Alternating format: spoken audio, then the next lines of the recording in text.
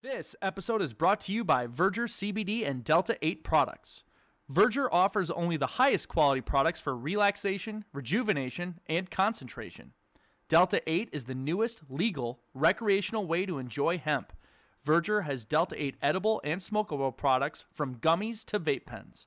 If you are 21 or older, check them out on Facebook or also at their website at vergercbd.com.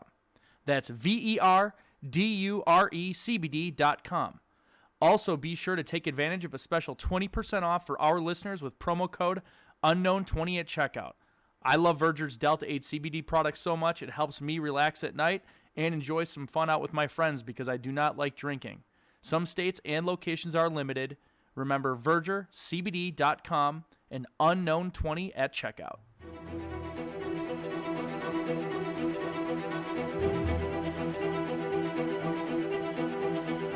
Thousands of people have mysteriously vanished in America's wilderness.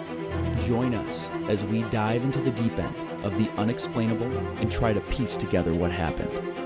You are listening to Locations Unknown.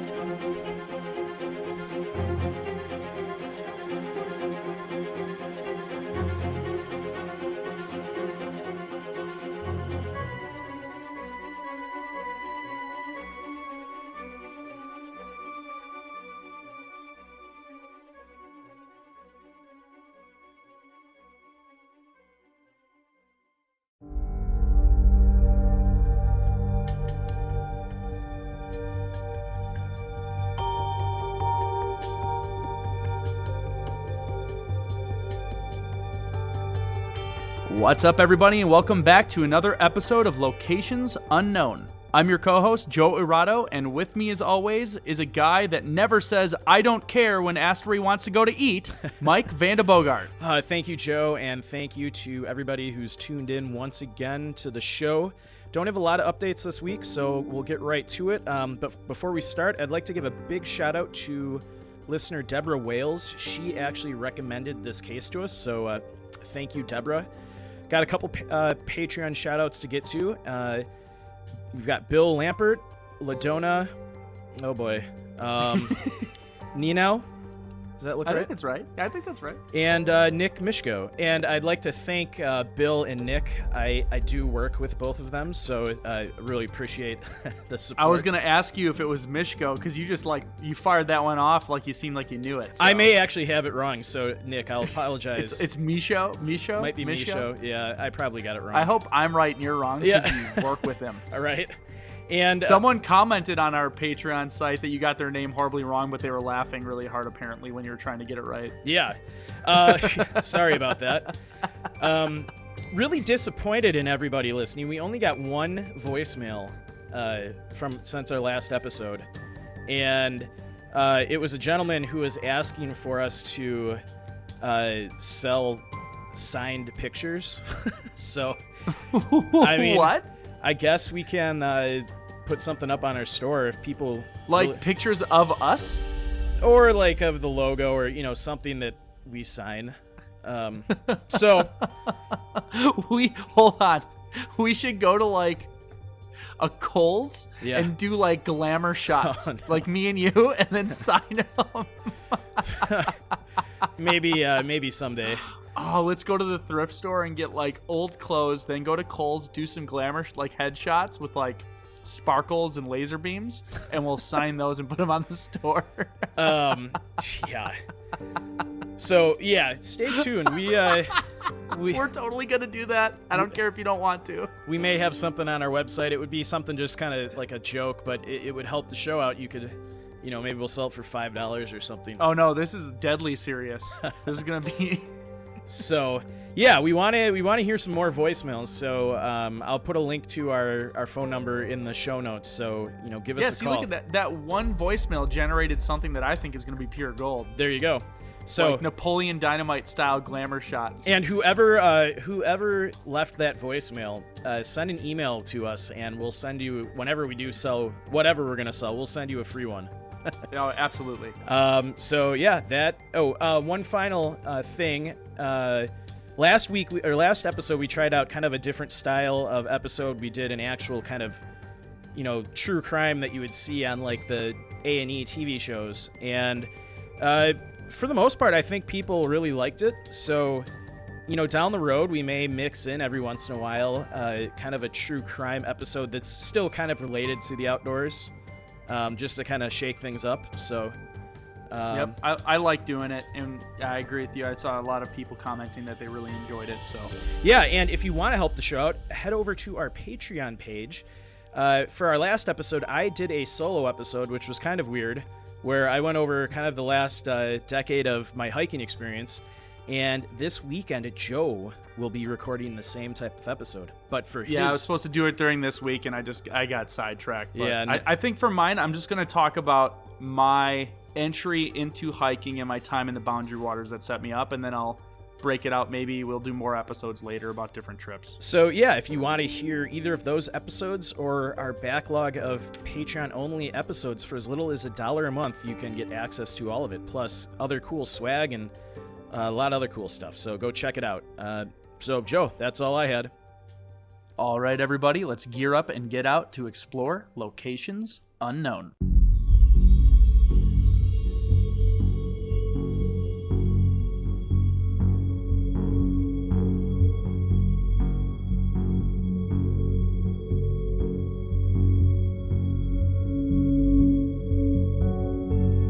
May 1983.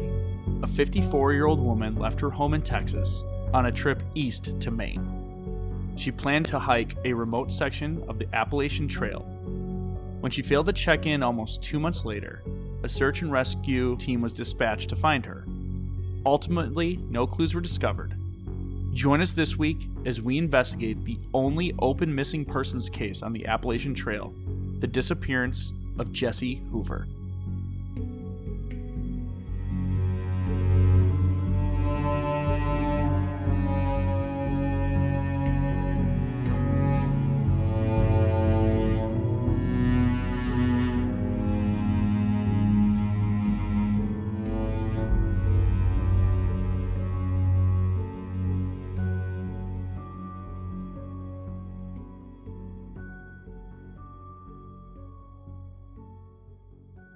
The Appalachian National Scenic Trail, generally known as the Appalachian Trail or simply the AT, is a marked hiking trail in the eastern United States, extending between Springer Mountain in Georgia and Mount Katahdin in Maine. You know what? We did an episode on AT, and I couldn't pronounce it then, and I still can't pronounce it now.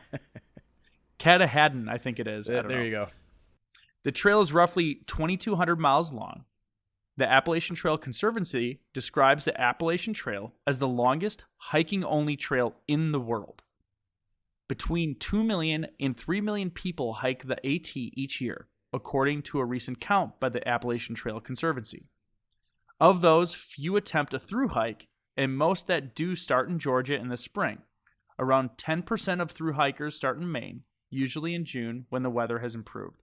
So for those listening who don't know, a through hike is when they start the trail and they don't stop until they get to the end. Mm-hmm. So the other types are when people do section hikes where they'll do sections of the AT maybe a couple times a year and eventually finish the entire thing throughout their lifetime. Yeah. And I think I mentioned this on our first episode that we did on the AT. This is definitely on my list of things to someday do. Right now, there'd be no way I could do a through hike, but maybe break it up into pieces and hit a piece every couple years. So yeah, no, that'd be fun. Yeah. So the number of through hikers per year has increased steadily, with 715 northbound and 133 southbound through hikes reported for 2017. Some seeking a more intense version of the through hike, they'll do the entire length of it, turn around, and through hike the way back, which is known as a yo-yo. Crazy. Yeah, so 1 in 4 ever finish that. So yeah, it's difficult. I mean, I don't. Yeah. It's probably 1 in 4 finish. That sounds like fewer finish this than climb Everest. It's so much time. Yeah. Because Everest is a lot of time, but it's not. It's a lot of it's like acclimation and waiting for weather. This is like you're moving from constantly every day for months. Yeah. To get it done. Like you have to be able to get the time off, and it's just a mental endurance game for like several months to get it done. So the idea for the Appalachian Trail came about in 1921. The trail itself was completed in 1937 after more than a decade of work. The AT is currently maintained by 31 trail clubs, multiple partnerships, and is managed by the National Park Service, the United States Forest Service, and the nonprofit Appalachian Trail Conservancy. Most of the trail is in forests or wildlands, although some portions traverse towns, roads, and farms. The AT, the Continental Divide Trail, and the Pacific Crest Trail, or PCT, form what is known as the Triple Crown of hiking in the United States. So if you're able to through hike all of those, and I think even if you finish them all, not even in through hikes, you are considered like a Triple Crown holder of hiking. Yeah, and that is quite an accomplishment if you actually have through hiked all of them. I would say even hiking just a small section of each of them is pretty cool because they're, different parts of the country. And I've been on the Pacific Crest Trail, and I think I've been on a section of the Continental Divide Trail, but yeah, I've been on parts of all of them. Mm-hmm. Just not specifically to be there. It's more like the places I was going intersected with them. Yeah, and now, Joe, the next section you're going to describe, just so the listeners know, Joe is going to just briefly describe the section that Jessie was planning to hike. So this is the 100-mile wilderness, an area so remote that the Maine Appalachian Trail Club strongly urges hikers carry at least 8 to 10 days worth of food on this leg alone. It is generally considered the wildest section of the AT and one of the most challenging to navigate and traverse. This section of the trail is crossed by several logging roads and is maintained by the Maine Appalachian Trail Club. It consists of a small corridor of protected wilderness surrounded by large tracts of public and private land controlled by paper companies. Yeah, and it's... like 100 miles to take 8 to 10 days is pretty crazy because I think a lot of those people try and do 20 miles a day. Yeah.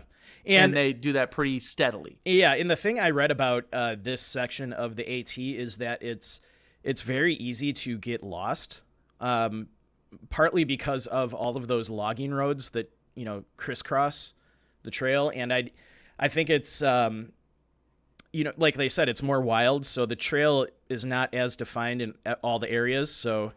and you don't have a ton of people going through there all the time. That's different when you get in a national park and you have millions of people visiting, but it's in a small space. You have paths that just stay permanently beaten down. Yep.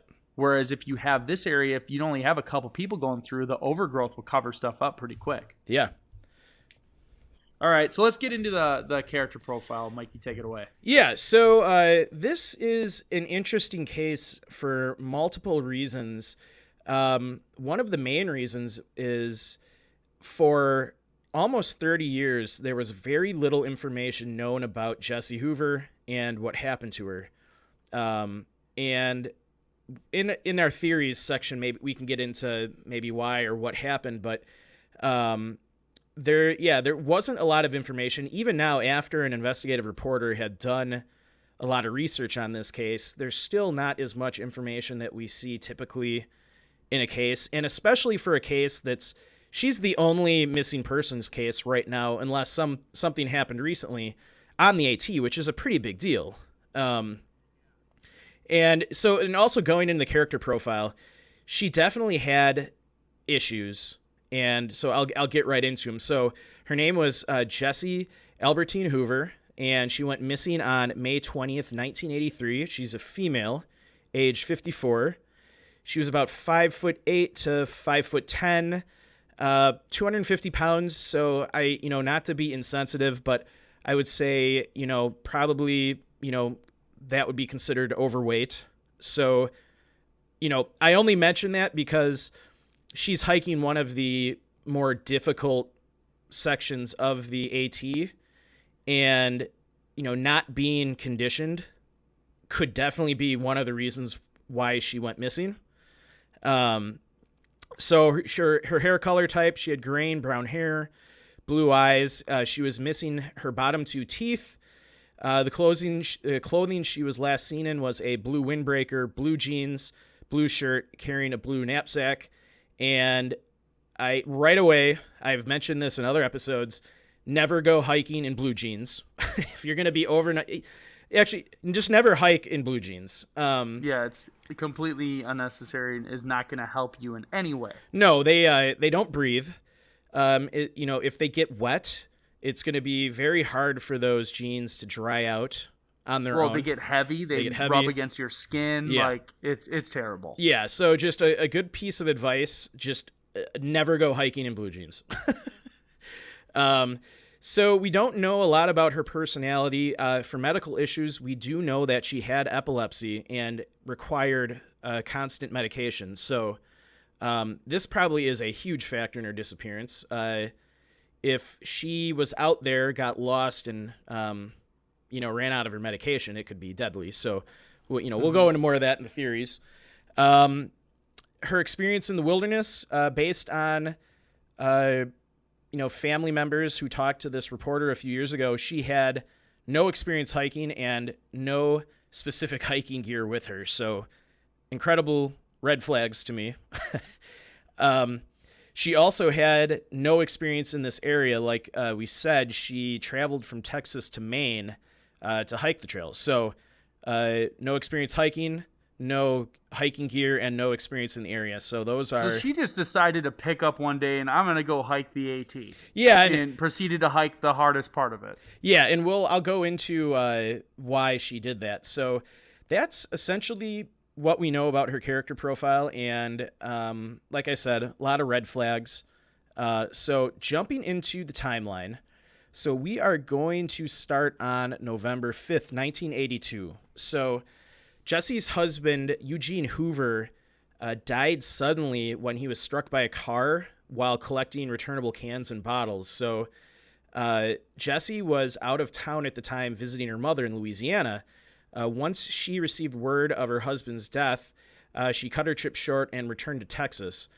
So Jessie and Eugene had been married for 35 years, and this sudden death of her husband just devastated her. So she... Yeah, so you can kind of... This whole kind of, seed of wanting to hike the Appalachian Trail kind of started after her husband's death. So according to family, not too long after her husband's death, Hoover began talking about hiking the Appalachian Trail. Something had caught her eye and it interested her years earlier when she was reading about it in National Geographic. And so, she kind of got this bug to hike. And we all get that. That's why probably both Joe and I started hiking years ago. I probably saw something on TV or read something, or, I just got the itch to go hike. Oh, my Patreon episode will be how I got into hiking. So, yeah. So if you want to know how I got into hiking, you're going to have to join Patreon and pay $1. There you go. So she got this itch to hike the Appalachian Trail. So she began to read everything she could about the iconic trail in anticipation of one day accomplishing the feat. And I'll say this, it's 1982, no internet. All she can... The beautiful thing about the internet now when I research new hiking trips is I can read reviews and stories of people that have already hiked, these areas. I'm guessing when Jessie picked that 100 miles wilderness stretch, she probably had no idea it was as hard as it was. She's probably just reading maybe National Geographic description of the area, and who knows, but I think having the internet now really is beneficial to knowing what to anticipate as far as difficulty. So, oh yeah, even on the trails I know, I'll do my trip reports. Like if I'm going to Colorado, I'll do 14ers.com or All Trails, because you'll get real-time updates from people who hike it regularly. So I'll know, hey, I'm going to be hitting the trail this weekend. And I remember once I was going to go do Capitol Peak, and I checked online, and I just messaged someone that said they were there. Said, hey, I want to do Capitol Peak. They're like, oh, an avalanche just went down. You won't be able to make it. I was like, all right, good. I'm not even going to go then. Yeah. But that, it saved me an entire trip. But what if I got out there? The avalanche had already happened, but you start going through that snow, you could get stuck. Accidents can happen. Just that information alone is super valuable. Yeah. So, I think she's at a disadvantage just because of, there was no internet at the time. So, she's reading all this information about the AT. She actually ended up crafting an itinerary and, of when she would arrive at major stops along the trail to pick up supplies and to wire for money. She even made arrangements with the family doctor to get refills of her medication along the way. So while, she wasn't experienced in actual hiking, she obviously, because of reading all of this information about the AT, she was, preparing. I think she was doing a good job of preparing, for her trek down the AT, setting up these stops and things like that. So, Sure. All right, so let's fast forward to May 16th, 1983. So Jessie leaves Texas and heads towards Maine and the 100-mile wilderness area. And she went to the area just south of Baxter State Park. So at this time, her sister said she only had about $15 to $20, which back in 1983 probably was a decent, probably like $100. And she intended to wire for money when she passed through towns along the AT. And actually, she planned to through hike the Appalachian Trail, going south, which, like we said, is only about 10% of people actually do the through hike south. So, pretty gutsy plan for someone with no experience to do. Yeah, I'd say so. So now it is May 20th, 1983, and she is on the AT, and she's, hiking south, and some park rangers came up to her, and she was talking to them about how she planned to climb Mount, how'd you pronounce it, Joe? Mount... I don't even know. I'm wrong. Katahdin?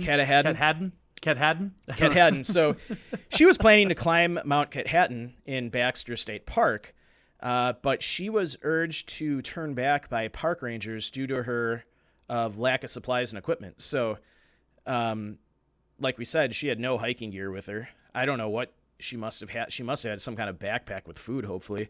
But the rangers knew right away by probably just looking at her like, you can't hike this. And we're not talking a 14er. This is the highest mountain in Maine, but it only goes up to 5,200 feet, which, I mean, that's really not, Joe and I went pause to do that. But so when she was urged to turn back, she is believed to have started to hike to the south, but northbound Appalachian trackers coming through the Dacey Pond checkpoint hadn't seen her at all. So, we have some conflicting information. The rangers think she continued south, but then we have hikers, going north that claim to have not have seen her. So we're not quite sure what happened to her at that point. And then during the search and rescue, they obviously talked to a lot of attendants, and there was an attendant that remembered seeing her in late May 1983, and that she had gone in the direction of the trailhead of the 100-mile wilderness on the other side of Able Bridge. That was the first and last time the attendant saw her. So this will lead up to when she went missing. So we've already got some conflicting information. We have rangers that think she went south. We have northbound hikers that never saw her. And we have an attendant that remembered that she went towards the 100-mile wilderness. So did the attendant say why she knew it was her? No, I think in my research that she just recognized her. They showed her a picture. So, okay. So, all right. So now we are fast forwarding to July 11th, 1983. So after Jessie had failed to call her family to report her progress on the trail, her sister reported her missing, to the warden service almost 2 months after she was last seen. So this is a very troubling turn of events in this case. The first 48 to 72 hours are absolutely vital in a missing persons case in the wilderness. And if somebody's gone missing and hasn't been seen for 2 months, that the likelihood of finding them is close to zero, unfortunately. Yeah. So, the searchers were already at a disadvantage because she had been out in the wilderness for 2 months. So, July 12th, 1983, the search starts, And they started the formal search at this point. However, the investigation report says Jessie was woefully unprepared with light clothing and only beef jerky for sustenance. So now we know that she didn't even have the proper food. She had beef jerky. So this obviously is probably leading to one of the theories of what happened to her. The potential search area was around 15 million acres. And within it, there were hundreds of miles of trail in which Jessie could have become lost on. So you're talking an expansive area with a lot of ground to cover. And being that this is 1983, I think, Joe, in previous episodes, this was a time where they were still kind of developing formal search and rescue techniques. Yeah. If I remember correctly, when we talked to George Land... Well, and I'm just thinking about the 80s when we go over our stories and kind of understanding what's going on, mm-hmm. and it was a little bit more chaotic. They definitely put in the man hours and stuff, but they didn't have the refinement that they have today. Yeah, it wasn't George Land. It was the other guy from Rampart Search and Rescue in Colorado that's been in search and rescue for decades, and I think he told us that in the 70s and 80s, that was kind of when they started developing more professional techniques for search and rescue. Doesn't mean they didn't put any less effort in. It was Dave Haskin. Dave Haskin, yes. Yep. So because of the density of the trees, the amount of vegetation, and the fact that some areas of the Maine Trail are not that well marked, it's very easy to lose your bearings and become lost for days. Northbound Appalachian Trail hikers were questioned by searchers whether they had seen her all summer. But no one confirmed that they had seen her. Temperatures in May regularly hit lows in the 40s and 30s, which is a very potential hypothermia situation. And they also mentioned there was a lot of light rain at times. So like I said, she was in blue jeans and light, clothing.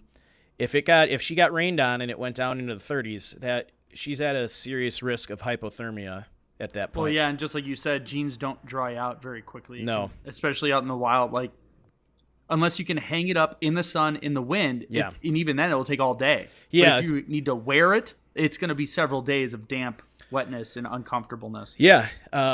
So, the search and rescue went on for quite a while, but park rangers never found a body, clothes, or her blue knapsack, despite having a large-scale search operation place. So they had another search operation going on for another hiker that went missing in the same area around the same time. So they had a ton of manpower out in the woods looking for both people, and they found nothing. And one of the rangers was quoted in one of the articles I read. He said, "We went over the woods with a fine-tooth comb. If she was there, we would have found her. We don't ignore people in the woods."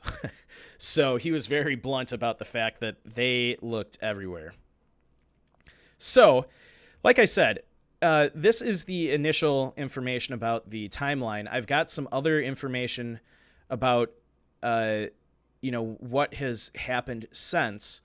And there are some strange notes and oddities about this case. So this case went for almost, 83, 30 years with really no recognition of her being missing. And an investigative journalist working for Fox 23 in Tulsa, Oklahoma, discovered in 2014 that Hoover was one of only 2 unsolved disappearances on the APT at the time. There was very little news coverage of her case when the other missing persons case was solved in 2013. The reporter went back as far as the 80s and couldn't locate any archived newspaper reports of her disappearance. So that to me is odd, because whenever someone goes missing, there's usually at least, 1 or 2, even small articles like, search and rescue operations going on, looking for blah, blah, blah, one of the local towns around there. So there was nothing.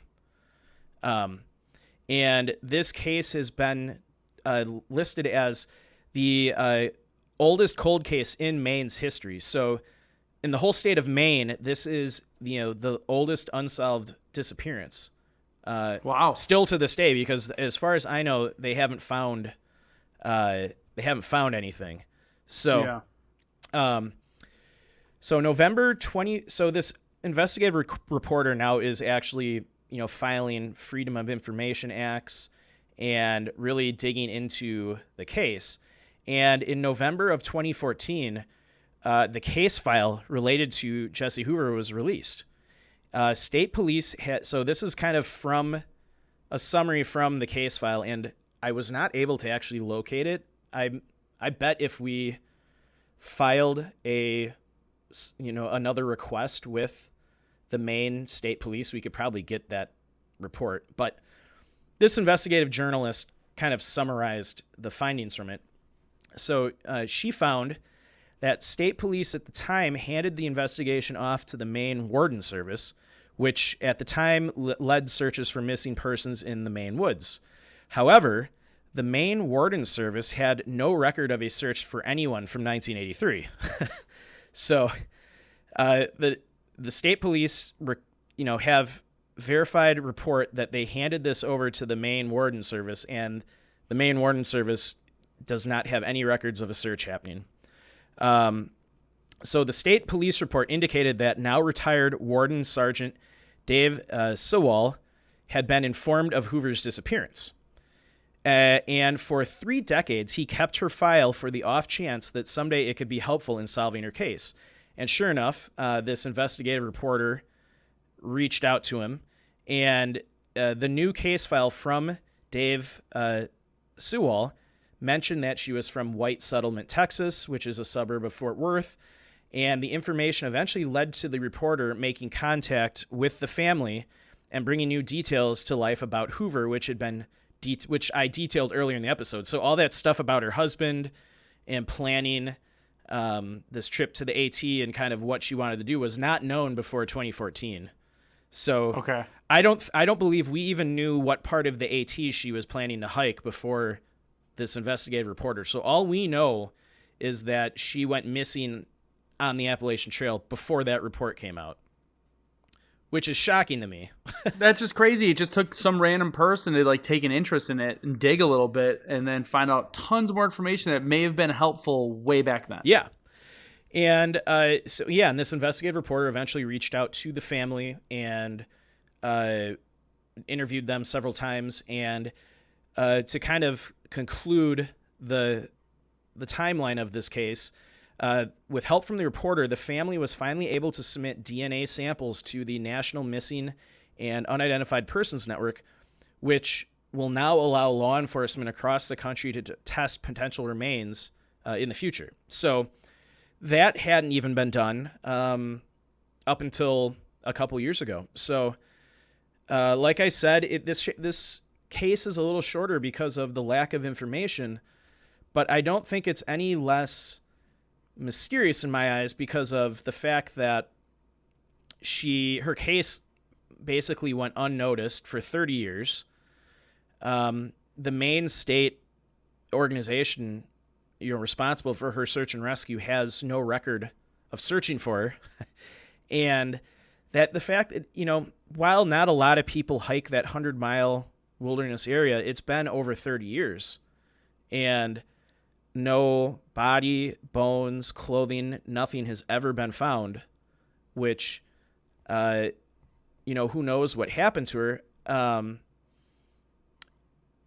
So I can go into some official theories, Joe.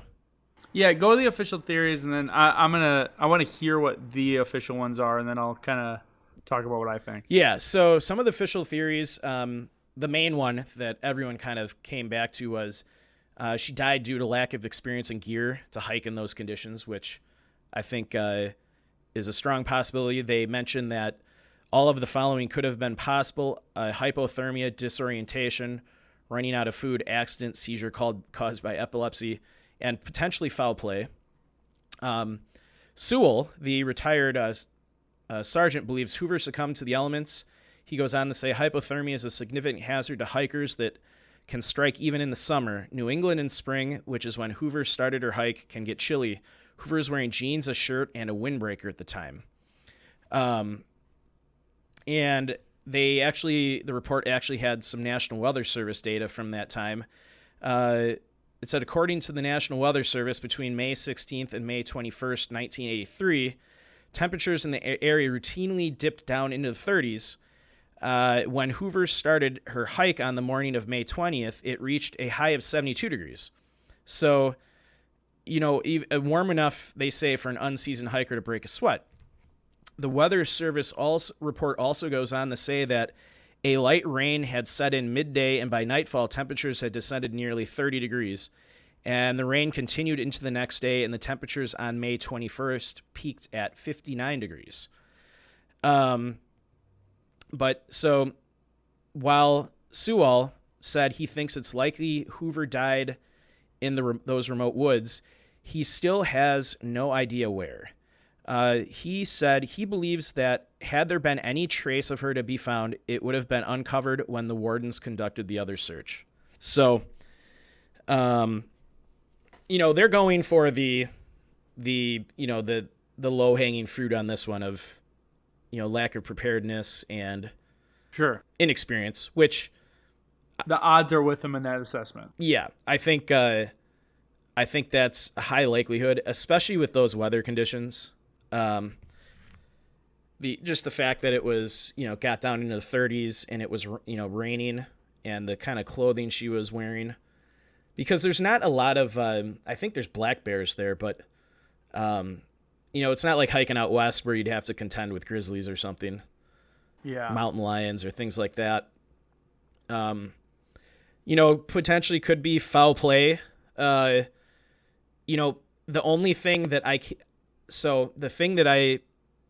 gives me pause is, okay, say she succumbed to the elements. I would think that, she would stay near the trail and she would just have hypothermia or, something happened and she, passed away near the trail. Why hasn't anyone found her for over 30 years? Why didn't the wardens find her when they were searching? Like Sewell said, if there had been any trace of her, they would have found her. And yeah, assuming she's on the trail. I think that's the big kicker is we have to almost assume she wasn't on the trail for whatever reason.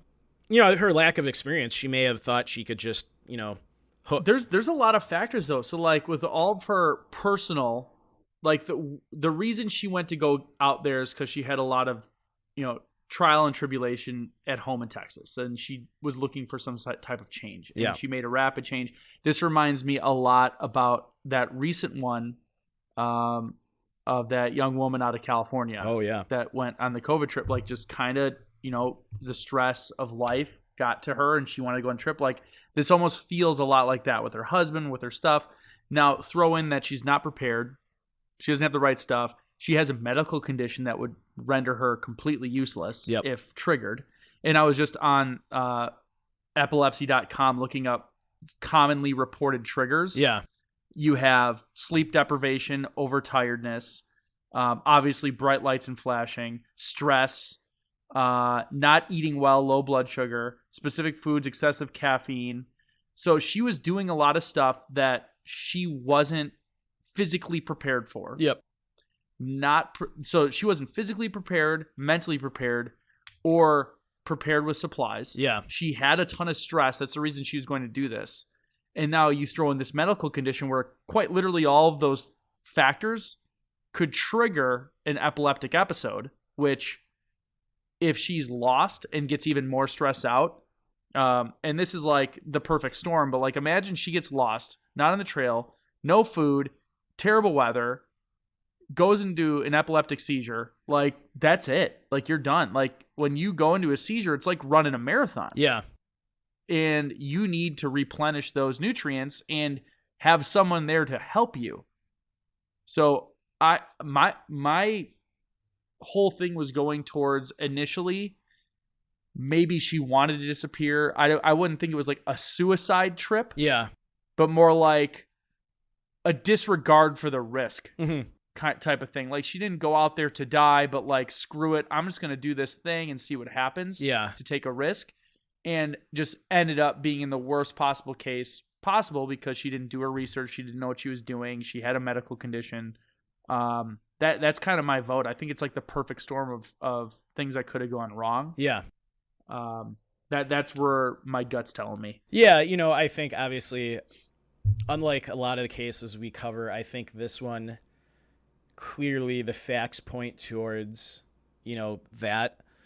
I will say, after doing our previous episode about the psychopath that was, murdering people outdoors, and the fact that we did do episode 16 on the murder of Hood and LaRue that happened on the AT in 1990, it is not outside the realm of possibility for murder to happen on the Appalachian Trail. Very rare. We're not saying it's...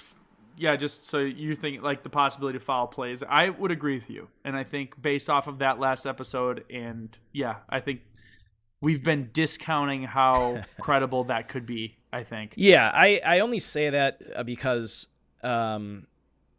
no trace of her was ever found, which, playing devil's advocate against my own theory, doesn't mean anything because it's so vast out there, and this is a pretty wild section of the AT. I think it's entirely possible that, if there's thick brush and stuff, that she could have, passed away and not been found yet. Sure. It just, I don't know, it just kind of bugs me. This isn't like somewhere out west where it's mountainous and there's a lot of crevasses and places where a body could fall. It's, it's Maine. I mean, it's thick brush, but it's like the forests in northern Wisconsin almost, Yeah. I don't know. That's the only thing. I mean, obviously she was unprepared, not conditioned, all that stuff, which huge factor, but I don't know. Something just, maybe there was foul play. She was hiking by herself. She's a woman, hiking the AT. Who knows? But yeah, I don't know. This was a little shorter of an episode. I wanted to cover it just because, it's the only open case right now on the AT, and that's incredible in and of itself because that's such a long trail. And if a listener or if we find information that there are newer, I wonder if it's the only one of somebody who was specifically hiking the AT, because I bet there's people that have gone missing in parks that the AT goes through. But like, I bet it's because that list is much shorter. Yeah. I believe people who set out to hike some section of the AT or through hike the AT. Yeah, I believe it is the only open case of a person who was actually, planned to hike the Appalachian Trail. Okay, that doesn't seem as crazy to me. No, but I mean, it's still, because there's been cases, but that would assume that they've been solved, like either found, because like there's definitely like bad things have happened to people there, not relatively saying that like it's been foul play, but like accidents and stuff, they usually recover the bodies or rescue the people. So this is the only one that has no explanation. It does seem a little, crazy, but just the fact that 2 to 3 million people hike the AT every year. And well, this is what's cool about having a big audience now.